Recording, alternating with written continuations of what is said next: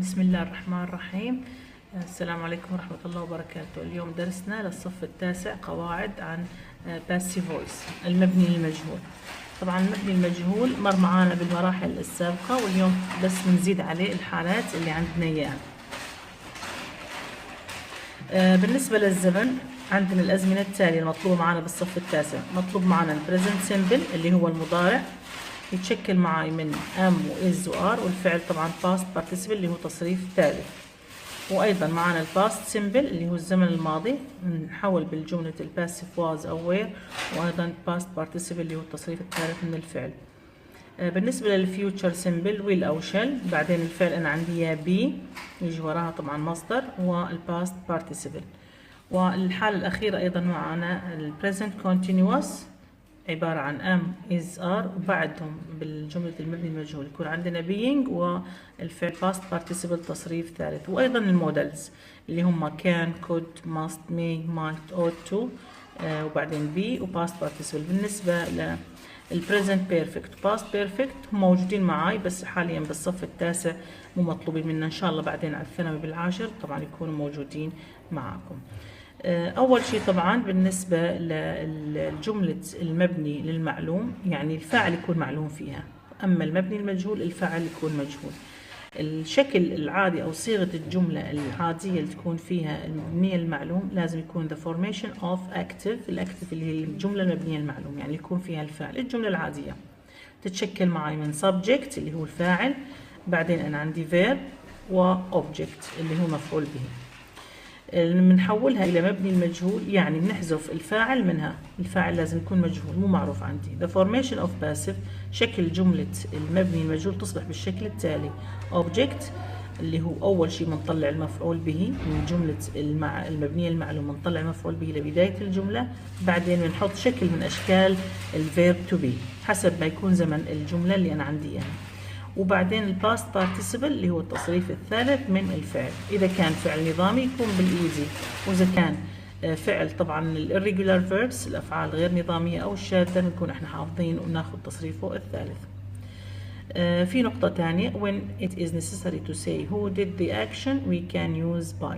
طبعا إذا كان ضروري نعرف منو اللي عمل هالعمل هذا إحنا لازم نستخدم by.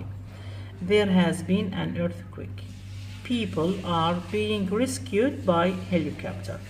هني طبعا ضروري أعرف إنه how the people. الآن راح ننتقل على بعض الأمثلة examples عن المبني المجهول. مثال أول number 1 my mother cooks chicken on Friday. أول شيء لازم نعرف وين المفعول به بالجملة. my mother طبعا هاي subject is subject، cooks اللي هو الverb، chicken اللي هي الأوبجكت مفعول به. أول خطوة بنطلع المفعول به لبداية الجملة chicken. بعدين شنو زمن أنا اللي عندي للفعل؟ الفعل طبعا بالتصريف الأول يعني present مضارع، إذا بنحط is إذا كان المفعول به اللي طلعته مفرد، وإذا كان المفعول به اللي طلعته جمع بنحط are. طبعا chicken مفرد بنحط is، والفعل cook ناخذ تصريفه الثالث، فعل نظامي cook إذا بالإيدي is cooked by my mother on Friday. وأكمل طبعا الجملة الأخيرة. باي ماي ماذر فيكي طبعا انت ما تستخدميها لانه بالامتحان ما عليها درجات. نمبر 2 I bought a new car last week. ايضا I السبجكت الفاعل، bought اللي هو الفيرب، a new car طبعا الاوبجكت مفعول به. last week طبعا هي تكملة الجملة. اول خطوة مثل ما قلنا نطلع المفعول به لبداية الجملة، a new car هي المفعول به. بعدين الزمن اللي انا عندي من الفعل طبعا هو verb to فعل تصريف ثاني، إذا هو ماضي، معناته بنحط حسب القاعدة was أو were. was أو were. was إذا كان مفرد، new car مفرد، وإذا كان جمع بنحط were. car مفرد نحط was، والفعل تصريف الثالث من bought نفسه تصريف الفعل by بالمضارع bought. وبنكمل طبعا last week.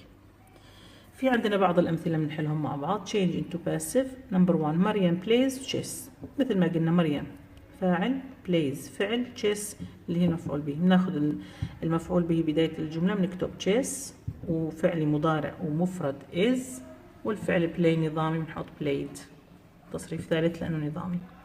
لما opens the gates. لما subject opens verb، the gates اللي هي الobject، the gates في البداية، the gates بما انها جمع وعندي انا فعلي مضارع تاخد ار، والفعل open بالفعل نظامي دي opened. فيك تكملي تقولين باي لما. آية changed her address. آية subject changed verb her address object.